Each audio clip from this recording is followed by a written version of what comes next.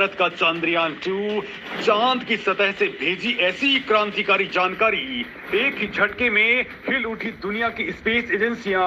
दोस्तों, अब तक पूरी दुनिया मान रही थी कि इसरो का मिशन चंद्रयान 2 फेल हो गया है, लेकिन अब जो जानकारी सामने आई है उसने सबके होश उड़ा दिए हैं और इसने आपको भी खुश होने का एक और बड़ा मौका दे दिया है। मौका भी ऐसा कि जिस मिशन को पूरी दुनिया फेल बता रही थी, जिस मिशन को आखिरी वक्त में आंखों से ओझल होते हुए देख करके आपकी और हम सब लोगों की उम्मीदें जवाब दे चुकी थी, वो चंद्रयान 2 एक बार फिर से क्रांतिकारी जानकारी के साथ दुनिया के सामने आ चुका है। अब दुनिया को इसकी असली सच्चाई पता चली है तो भारत के दुश्मन भी चंद्रयान 2 की कामयाबी जानकर के छटपटाने लगे हैं, क्योंकि इसने वो करामात कर डाली है जो चीन भी यान भेज करके नहीं कर पाया था। दोस्तों, इस वीडियो में मैं आपको इस करामाती योद्धा के बारे में बताने वाला हूं। उससे पहले आपको बता दूं कि इसरो ने चंद्रयान इंजन को फिर से ऑन कर दिया है। टीम इसरो ने बेंगलुरु बेस्ड आईएस ट्रैक, जो कि इसरो टेलीमेट्री ट्रैकिंग सेंटर है, वहां पर बटन दबाया और उसके बाद में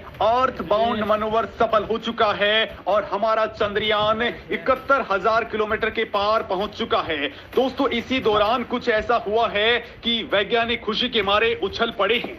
दरअसल दोस्तों, हमारा चंद्रयान 2 एक बार फिर से चंद्रमा के ऊपर जिंदा हो चुका है। दोस्तों, चंद्रयान 2 के 8 उपकरणों ने ऐसी जानकारी दी है कि नासा भी इसे सुनकर के ही दंग हो चुका है, वो सन्न पड़ गया है। तो यूरोपीय स्पेस एजेंसियां भी हैरान रह गई हैं, क्योंकि दोस्तों चंद्रयान 3 के उतरने से ठीक पहले चंद्रयान 2 के ऑर्बिटर ने कुछ ऐसी इंफॉर्मेशन दी है कि आप भी नहीं बल्कि 140 करोड़ भारतीय बाग बाग होने वाले हैं। दरअसल दोस्तों, ये चांद की सतह की हाई रेजोल्यूशन तस्वीरें खींच करके धरती की सतह का नक्शा बना चुका है। ये सतह पर चट्टान और गड्ढों की पहचान कर चुका है, जिससे चंद्रयान 3 को उतरने की सही और एग्जैक्ट लोकेशन का पता चल चुका है। इस पर दोस्तों चांद पर magnesium, aluminium, silicon, calcium, titanium, iron और सोडियम की पहचान कर ली है, उसकी मौजूदगी का पता लगा लिया है। साथ ही दोस्तों, इसने चांद के दक्षिण ध्रुव पर पानी और बर्फ की पहचान भी कर ली है। दोस्तों, इसने चंद्रमा के बाहरी वातावरण को पूरी तरह से स्कैन करके सूरज की किरणों में मौजूद सोलर रेडिएशन की तीव्रता को भी माप लिया है, जो लगातार चंद्रयान 3 के अब काम आ रही है। चंद्रयान 2 के ऑर्बिटर ने चंद्रमा की कक्षा से 100 किलोमीटर की ऊंचाई पर दोस्तों 10,000 से ज्यादा चक्कर लगा लिए हैं और इसी दौरान उसने बहुत बड़ी जानकारियां जुटा ली है। दोस्तों, साल 2008 में भेजे गए भारत के पहले चंद्रयान 1 मिशन ने दुनिया को पहली बार चांद पर पानी होने की जानकारी दी थी और अब जो जानकारी दी गई है उसने तो दोस्तों पूरी दुनिया को हक्का बक्का करके रख दिया है, क्योंकि भारत के चंद्रयान 1 और उसके बाद चंद्रयान 2 के आंकड़ों पर अमेरिकी स्पेस एजेंसी नासा ने भी मुहर लगा दी है।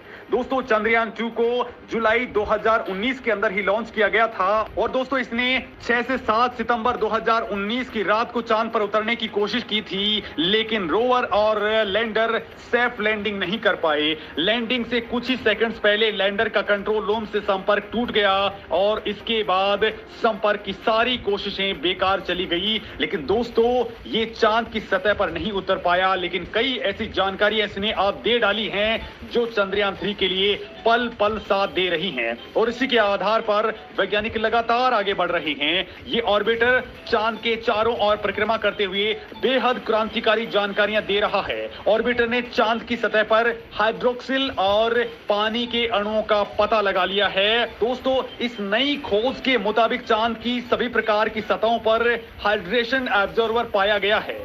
29 डिग्री नॉर्थ से लेकर के 62 डिग्री नॉर्थ के बीच में दोस्तों निश्चित तौर पर हाइड्रोक्सिल और पानी के संकेत मिल चुके हैं। चांद के जिस हिस्से में सूरज की रोशनी पड़ती है वहां ऐसे संकेत ज्यादा मिले हैं और दोस्तों बड़ी बात तो यह है कि इसरो ने भी चंद्रयान 3 को इसी जगह पर लैंड करवाने की ठानी है और इसके लिए हमारा यान तेजी के साथ में आगे बढ़ रहा है।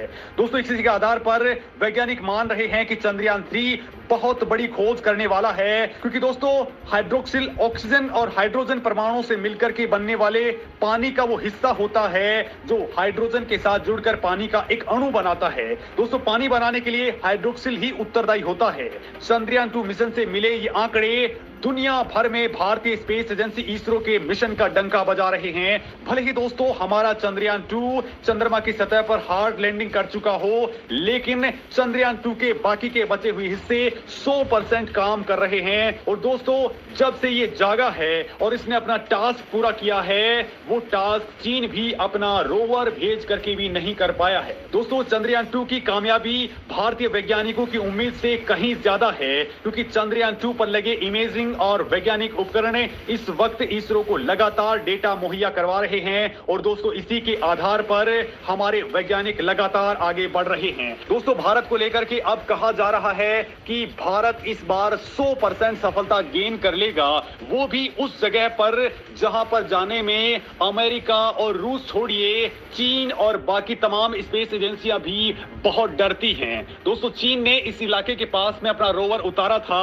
लेकिन वो भी बहुत आसान सी जगह थी, लेकिन इसरो ने सबसे टफ टास्क को चुना है। और दोस्तों इसरो का मिशन इस बार हीलियम 3 की खोज करने के लिए सबसे ज्यादा काम करने वाला है। साथ ही इसरो इस बार चांद के ऊपर भूकंपों की जानकारी जुटाने वाला है, जो अपने आप में बहुत बड़ा मिशन होगा। दोस्तों चांद के ऊपर भारत का यान अब 23 अगस्त को उतरने वाला है, और जिस रफ्तार से वो उतरेगा और जिस जगह पर वो उतरने वाला है, वहां के बारे में बिल्कुल पिन पॉइंट लोकेशन और बिल्कुल सेफ लोकेशन चंद्रयान 2 ने ही खोज निकाली है। और दोस्तों 23 तारीख को जिस वक्त ये यान उतरेगा, उस वक्त भी इसके ऊपर चंद्रयान 2 के ऑर्बिटर की पूरी नजरें होंगी, क्योंकि ये साउथ पोल है और साउथ पोल के पास में यानी कि चंद्रमा के फॉर साइड के ऊपर रेडियो सिग्नल्स का पहुंचना बहुत मुश्किल टास्क होता है। लिहाजा दोस्तों इसरो ने वहां पर अपने ऑर्बिटर को पहले ही डिप्लॉय कर दिया है, यानी कि ये बिल्कुल लाइव ट्रैकिंग इसके ऊपर करता रहेगा,